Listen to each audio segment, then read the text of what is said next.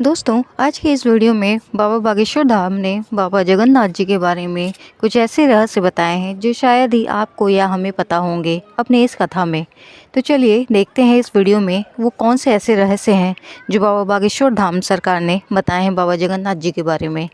और यदि आज की जगन्नाथ वीडियो प्रभु आपको की पसंद केवल है तो इतनी प्लीज़ चैनल महिमा को नहीं है। सब्सक्राइब और वीडियो को लाइक करना ना भूलिएगा। तो कलिकाल चलिए में शुरू करते हैं आज की वीडियो। एक समय ऐसा आएगा कलयुग में, सभी नदियां विलुप्त होंगी।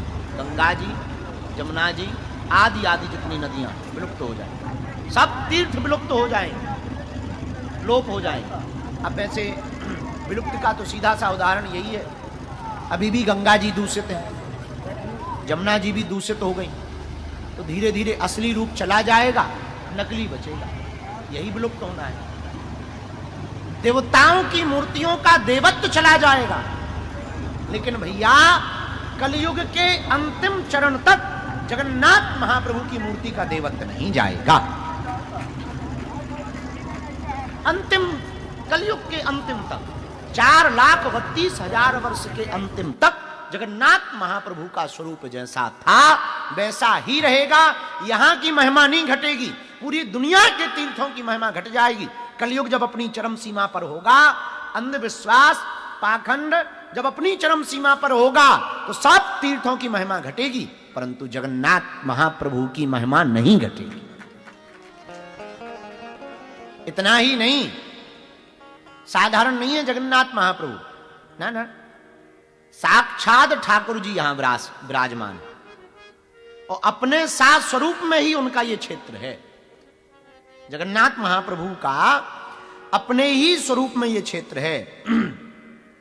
एक जगह हमको बड़ा अद्भुत वर्णन मिला, हम आपको बता देवे।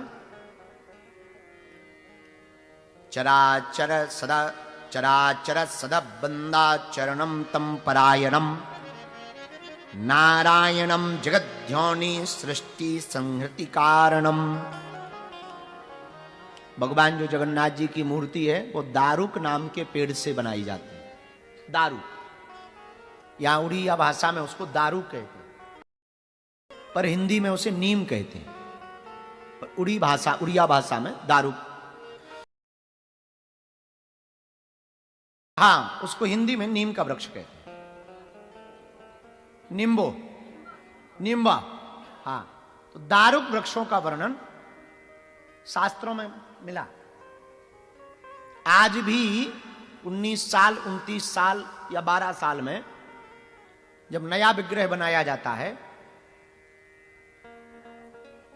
कभी 12 साल में, कभी 19 वर्ष में, अभी जो लास्ट हुए 15 साल में हुआ, 19 साल में, अभी 19 साल, कभी 12 वर्ष में, कभी 19 वर्ष में भगवान का नया विग्रह बनाया जाता, स्थापित किया जाता। तो आज भी ऐसी परंपरा है कि पहले ब्राह्मण यहां से 40-50 किलोमीटर दूर जाकर के अनुष्ठान करेंगे, अनुष्ठान परिपक्वता से करेंगे, फिर देवी स्वप्न देगी कि अमुक जगह पर ऐसी ऐसी निशानी का ये वाला जो पेड़ है इसको काट करके ही मूर्ति बनाना। आज भी तब जाकर के वह वृक्ष को पहले ब्राह्मण अनुष्ठान करते हैं, फिर स्वप्न आता है, और जब तक स्वप्न ना आवे तब तक कठोर ब्रह्मचर्य का पालन करके अनुष्ठान करते हैं, और जब स्वप्न आ जावे तो उसी स्वप्न को एक एक करके कापी में लिखते हैं, फिर उस वृक्ष को खोजा जाता है, जैसा जैसा स्वप्न आया उसको ही काट करके आज भी श्री ठाकुर जी का विग्रह बनाया जाता है। इतना ही नहीं, जगन्नाथ महाप्रभु की बहुत महिमा है। कोई भी एक रात्रि श्री जगन्नाथ महाप्रभु की इस भूमि में निवास कर लेवे तो वो सात स्वरूप ठाकुर जी के धाम को जाता है। और इतना ही नहीं, कितनों अपराध जीवन में बन गए हो गए, पर भैया कोई भी एक बात इसके पहले हम आपको बता दें, केवल जगन्नाथ जी में नहीं, कभी वृंदावन की महिमा पढ़ना। तो जैसे वृंदावन में एक जगह वर्णन आया कि वृंदावन में जीव जंतु भी जो प्रवेश करते ना वो भी ठाकुर जी हो जाते, वैसे ही जगन्नाथपुरी निवास जो करता है वो भी साक्षात भगवान जगन्नाथ बन जाते हैं। सात स्वरूप हो जाता है। और ये बड़े मलूक हैं।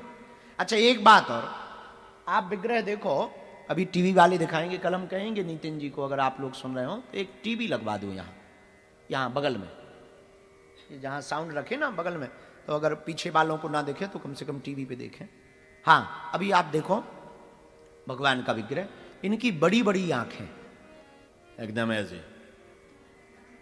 अच्छा हम विचार कर रहे थे कि इनकी आंखें इनकी बड़ी बड़ी क्यों हैं जगन्नाथ महाप्रभु की, तो हमें एक बात समझ आई, अपनी मति है, बुरा ना मानना, सबके अपने अपने भाव होते हैं, हमारा ऐसा भाव है, आंखें फाड़ फाड़ के देख रहे कि कौन कौन आया है।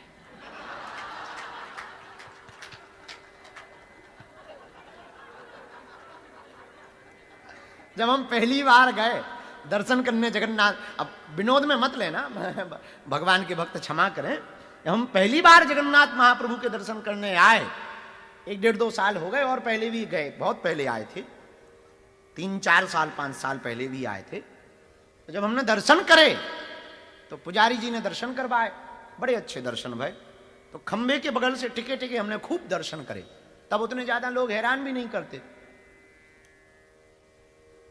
तब हमने बड़े गौर से देखा तो बड़ी बड़ी आंखें, तो हम भीतर ही भीतर बात करते रहते, हम कहा काओ गर्ग जी भगवान कैसे लग रहे, तो भीतर से ही हम जवाब दे बहुत बढ़िया। तब फिर पूछा काओ गर्ग जी ये भगवान की आंखें इतनी बड़ी बड़ी क्यों, बाकी जगह नहीं है, तो हम भीतर ही से ही जवाब दे, हम कि वो देख रहे कौन आया है कौन नहीं है।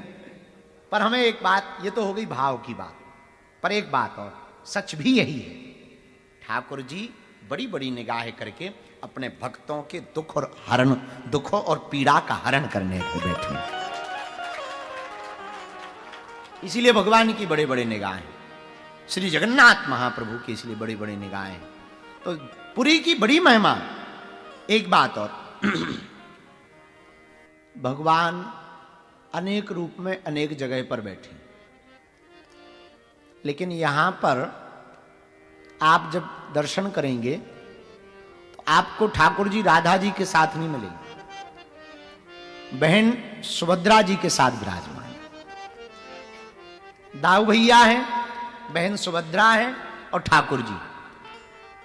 अब चर्चा करते हैं कि ठाकुर जी यहां पर इस रूप में क्यों बैठे हैं और यहां पर ये 3 रूप ठाकुर जी ने क्यों बनाए और यहां पर क्यों आए, इस पर हम आपको बहुत अद्भुत चर्चा यहां पर वर्णन आया है।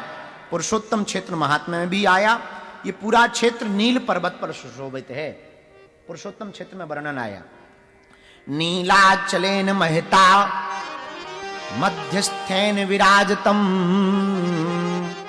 एकस्तन्विव पृथिव्याः सुदूरात् प्रतिभावितम।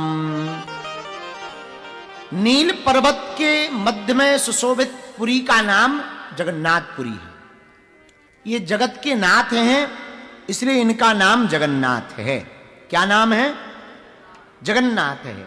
जगत के यह दाता है, इसलिए इनका नाम जगन्नाथ है। लेकिन भगवान श्री जगन्नाथ जी का प्रागट्य यहां पर क्यों हुआ, तब वर्णन आया। इंद्रधुम्नो नाम राजा युगे सत्ये भविष्यति वैष्णवः सर्वयज्ञाना माहर्ता शास्त्र को विदहा। 2 कथाएं हैं श्री ठाकुर जी की।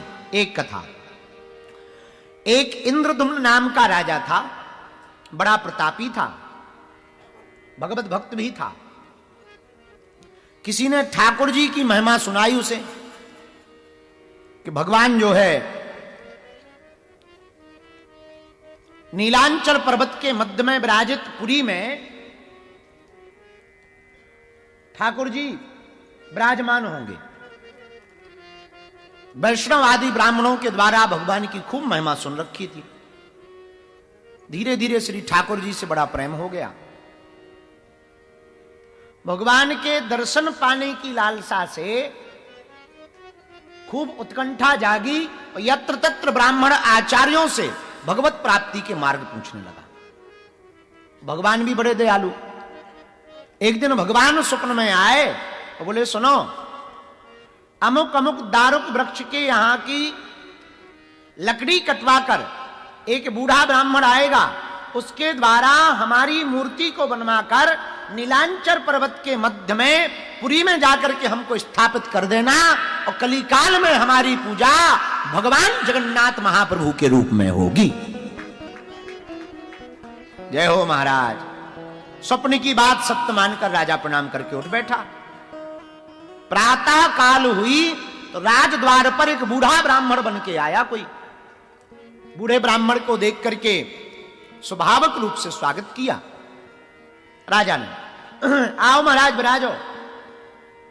बूढ़े ब्राह्मण ने कहा कि हमको एक स्वप्न आया है कि आपके द्वारा मार्गदर्शन में एक मूर्ति बननी है, क्या ऐसा कोई संकल्प है? बोले बिल्कुल सही सुना महाराज।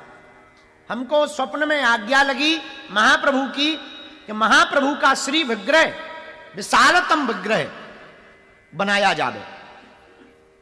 अगर आपको भी स्वप्न में आज्ञा लगी तो आप कृपा करके महाप्रभु की विग्रह को बनाइए। तो बूढ़ा ब्राह्मण बोला सुनो। तो बूढ़े ब्राह्मण कोई और नहीं, साक्षात विश्वकर्मा जी ही थे। बोले सुनो, हम मूर्ति तो बना देंगे पर शर्त एक है। बोले क्या? बोले जब हम मूर्ति बनावे तो बंद कमरे में बनाएंगे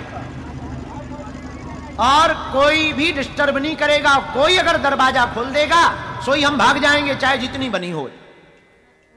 राजा ने कहा महाराज कोई नहीं जाएगा, हम राजा हैं। राजा इंद्रदुम्न ने कहा महाराज कोई नहीं आएगा, आप शुरू करो। स्वप्न के अनुसार बताई हुई दारुक नाम के वृक्ष को वह बूढ़ा ब्राह्मण काट करके लाया, एक विशालतम कमरे में रखा और द्वार को बंद किया। राजा से कहा अच्छा अब आप इंतजार करना, कोई प्रवेश ना करे। राजा वैष्णव था, आज्ञा मानी। कई दिनों तक वह ब्राह्मण बाहर नहीं निकला। रोज खटखट की आवाज आवे, राजा सुनता रहे। एक दिन आवाज नहीं आई। कहने लगा कहीं ऐसा तो नहीं कि खटखट करते ही खटापट हो गए, कुछ गड़बड़ हो गई, खटखट की आवाज ही नहीं आ रही। सो तो नहीं गए? जैसे ये देखो कथा में सो रहे हैं कलकत्ता वाले। सोने दो, ये भी बड़ा सुख है। हाँ, तो राजा को लगा कि कुछ गड़बड़ तो नहीं है। खूब रोका अपने आप को। जब आवाज नहीं आई तो राजा ने ही द्वार को खोल दिया। द्वार को खोला तो मूर्ति अधूरी बनी थी, हाथ पूरे बन नहीं पाए थे, ऐसे ही थे, यहां तक पैर भी नहीं बन पाए थे। और वह बूढ़ा ब्राह्मण अंतर ध्यान हो गया था। राजा समझ गए हमसे बड़ी भूल हुई।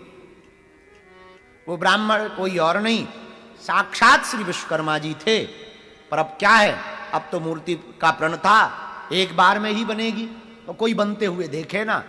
बड़ा मन में ग्लानि छाई, खूब रोने लगे इंद्रदुम्न। मन में पीड़ा हुई, खूब रोने लगे। तब रात्रि काल में फिर जगन्नाथ प्रभु प्रकट हुए। बोले भैया हमारी इतनी ही इच्छा थी, हम अधूरे नहीं हैं, पूरे हैं। और एक काम करो, स्थापना करवाओ। आज से नीलांचल पर्वत के मध्य में पुरी क्षेत्र में हम सदा सदा के लिए ही विराजमान होंगे। दोनों भुजाएं भगवान की आगे की तरफ। एक कथा और सुनो।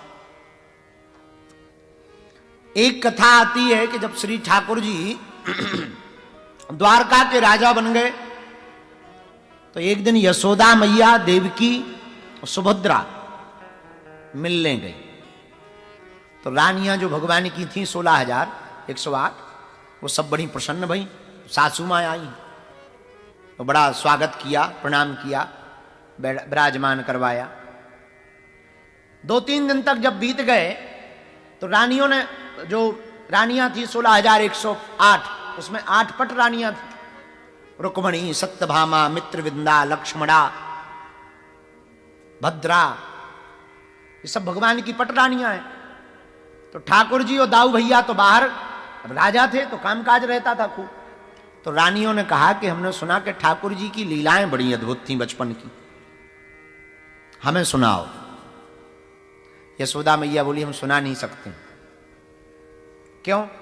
बोले अगर हमने यह कथा बाल लीला की वृंदावन की सुनाई और कहीं धोखे से ठाकुर जी ने सुन ली तो रानियों, बेटियों, बहुओं, एक बात तय है, ठाकुर जी एक क्षण बिना विलंब किए आज ही वृंदावन वापस लौट जाएंगे, आज ही वापस लौट जाएंगे, एक क्षण बिना विलंब किए।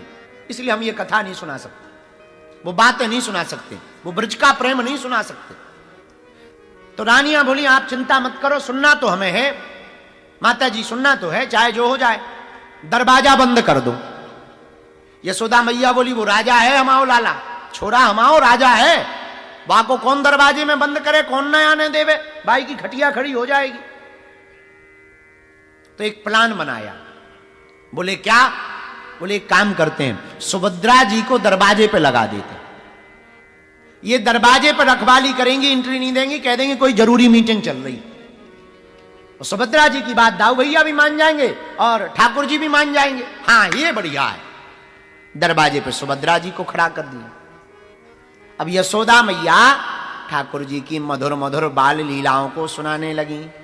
आहा, वो ब्रज की लीलाएं, वो यमुना का किनारा, वो बंसीबट,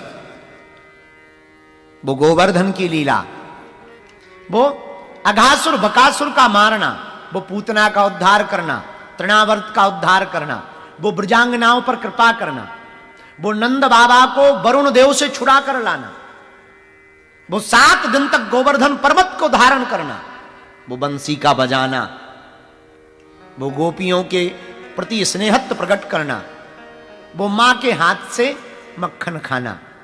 एक एक लीला को यशोदा मैया सुनाने लगी और ज्यों सुना में सोई आंखें बंद हो गई और इतनी डूब गई कि रानियों को भी खबर नहीं रहा, वो भी सब आंख बंद करके एकदम देख रही हैं, जो जो यशोदा मैया बोलती जा रही वो आंख बंद करके एकदम देख रही। उधर दरवाजे पर खड़ी सुभद्रा जी को भी नहीं रहा गया, माधुर्य लीला का श्रवण करके, माधुर्य लीला का आस्वादन करके सुभद्रा जी भी तन्मयता के साथ डूब गई।